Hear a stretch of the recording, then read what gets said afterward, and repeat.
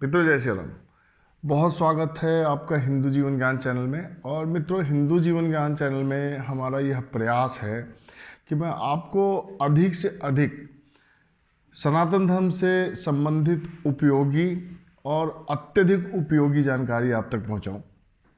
मित्रों, इस क्रम में आज मेरा प्रयास होगा कि मैं आपको एक ऐसे मंदिर के बारे में बताऊं, शायद आपने सुना हो, लेकिन आज उस मंदिर के रहस्य, उस मंदिर में कैसे पूजा करते हैं, उस मंदिर में पूजा करने से आपको क्या फ़ायदे होते हैं, ये सारी बातें बताऊंगा। मित्रों, जैसा कि आप जानते हैं कि हमारे पुराणों में भी वर्णित है और बहुत पुण्यदायिनी कथा है कि एक बार राजा दक्ष अपने यहाँ यज्ञ का आयोजन करते हैं, जिसमें वो शिव जी को निमंत्रित नहीं करते हैं, लेकिन सती माता जबरदस्ती बगैर शिव जी की आज्ञा के राजा दक्ष के यज्ञ में चली जाती हैं। और जब वहाँ पहुँचती हैं और शिव जी के हेतु कोई भी यज्ञ का भाग नहीं देखती हैं तो बहुत नाराज़ होती हैं और जाकर वो खुद को हवन कुंड में समाहित कर लेती हैं। जब शिव जी को ये बातें पता लगती हैं तो अत्यंत क्रोध के साथ शिव जी जो है सती माता के शव को उठाकर अपने कंधों पर रखकर तांडव करना शुरू करते हैं। जब भगवान विष्णु को यह लगता है कि इस तांडव से पूरे पृथ्वी पर प्रलय आ जाएगी, तो वो अपने सुदर्शन चक्र से भगवती सती के सारे शरीर को खंडित कर देते हैं और यह खंडित अंग जो है 51 जगह गिरता है जाकर। आज वो हमारा शक्तिपीठ है। जहाँ जहाँ माता के अंग गिरे हैं हम उन्हें शक्तिपीठ के रूप में जानते हैं और वहाँ पूजा पाठ करते हैं। मित्रों, आपकी जानकारी के लिए बताऊं कि नाभि के नीचे का अंग जहाँ गिरा है वहाँ हम तांत्रिक विधि से पूजा करते हैं, ज़्यादा श्रेयस्कर होता है। नाभि के ऊपर अंग जहाँ गिरा है वहाँ हम लोग वैदिक रीति से पूजा करते हैं, तो बहुत श्रेयस्कर होता है। अब आइए मित्रों, नाभि के नीचे का जो प्रधान तीर्थ है, जो प्रधान पीठ है, वो है कामाख्या, जिसके बारे में हम लोग बात कर चुके हैं। वहाँ भगवती की योनि गिरी थी और वहाँ भी तंत्रोक्त विधि से पूजा होती है और तंत्र सीखने और तंत्र की सिद्धियों के लिए सबसे बड़ा स्थान है। लेकिन आइए आज आपको कामाख्या से बढ़कर तो नहीं, लेकिन कामाख्या के समकक्ष एक पीठ के बारे में बताता हूँ। वह पीठ है तारापीठ।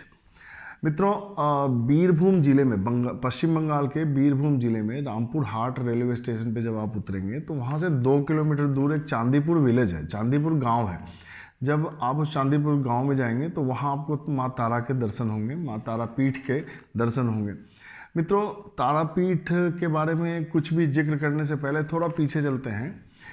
सबसे पहले तारापीठ में हमारे बहुत बड़े ऋषि वशिष्ठ ऋषि, जो दशरथ जी के कुलपुरोहित थे, जिन्होंने राम लक्ष्मण को शिक्षा दी थी, तो वशिष्ठ मुनि का वह तपोस्थली है।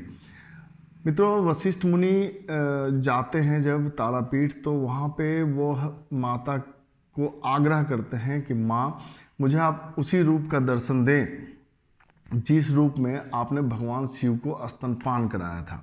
अब आइए थोड़ी इसकी कथा जानते हैं। मित्रों, जब समुद्र मंथन हुआ था और भगवान शिव ने जब विषपान कर लिया था तो उनके कंठ में बहुत जलन था, तो भगवती सती ने तारा के रूप में भगवान को स्तनपान कराया था उसी जगह पर, और उसी से भगवान के कंठ की पीड़ा जलन कम हुई थी। तो यह तारापीठ की बहुत प्रधान महिमा है। तो वशिष्ठ जी के आग्रह पे माता ने वहाँ पे उनको दर्शन कराए उसी रूप के दूध पिलाते हुए। अब यहाँ तक तो आपको पता लग गया कि वशिष्ठ मुनि का तपोस्थली था। वशिष्ठ मुनि के आग्रह पर भगवती ने उनको दर्शन दिए दूध पिलाते हुए स्वरूप के, जो बाद में पत्थर पाषाण स्वरूप प्रतिमा हो गई। मित्रों, तारापीठ में शमशान दर्शन की भी बहुत बड़ी भूमिका है। जब भी जाइए तो शमशान का दर्शन अवश्य कीजिए। अब आइए ये जानते हैं कि शमशान का दर्शन करें क्यों। मित्रों, पश्चिम बंगाल में 2 बहुत बड़े संत हुए। एक हुए रामकृष्ण परमहंस जी और एक हुए वामाखेपा।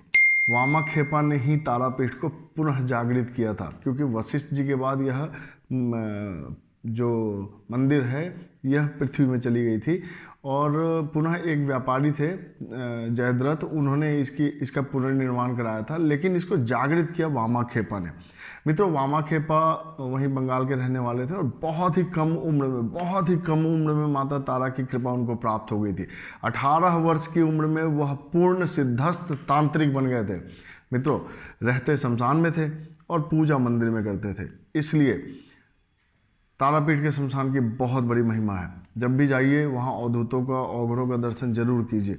वामाखेपा ने अपने प्राण भी 83-84 की अवस्था में वहीं त्यागे थे, उनकी समाधि भी है, उस समाधि का भी दर्शन कीजिए। मित्रों, जिस शमशान की बात कर रहा हूँ वहाँ से द्वारिका नदी बहती है। प्रतिदिन माँ भगवती काली जो हैं, तारा जो हैं, वो अपना नरमुंड उतारती हैं और उसी द्वारिका नदी में स्नान करती हैं, क्योंकि माँ तारा का स्वरूप है। गले में नरमुंड की माला है, हाथ में भी नरमुंड है, रक्तपान करती हुई प्रतिमा है उनकी, वरदायिनी मुद्रा है, वरदहस्त मुद्रा है और एक हाथ में कमल का पुष्प है। तो यह शमशान की बड़ी महिमा है और ज़रूर दर्शन कीजिए। साथ में आपको एक बात और बताऊं, जब आप तारापीठ मंदिर के गर्भगृह में होंगे और शमशान में चिता जलेगी, उस शमशान की जलती हुई चिता का धुआं माता के गर्भगृह में पहुंचता है। तो जब भी जाइए माता का दर्शन करने के बाद शमशान का दर्शन अवश्य करिए। तो मित्रों, यह था तारापीठ मंदिर के बारे में, उनका रहस्य, उनकी पूजा तांत्रिक विधि से करना चाहिए और वामाखेपा जी के समाधि का दर्शन करना चाहिए, शमशान में औघड़ों का दर्शन करना चाहिए। अब यह बताता हूँ कि अगर आप तांत्रिक नहीं हैं तो तारापीठ क्यों जाएं।